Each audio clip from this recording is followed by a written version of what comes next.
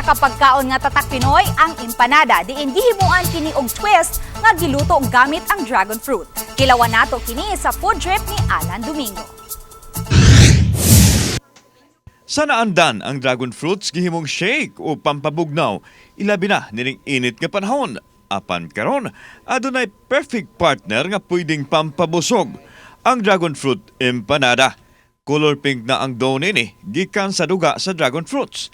Mas healthy kini itandi sa traditional empanada kay inay karne o tanon ang ilang gigamit nga gisagulan og itlog. Syempre, ang trademark nila nga hiniwang dragon fruit. Gihunahuna gid nako, naghunahuna kog produkto nga something nga native nato nga kanang sikat na daan unya butangan lang nato twist nga unsay produkto nato.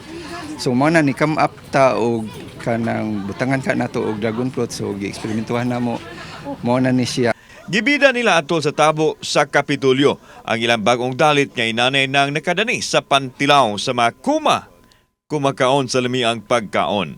Kauban si Rod Prado, ako si Alan Domingo. GMA Regional TV Live.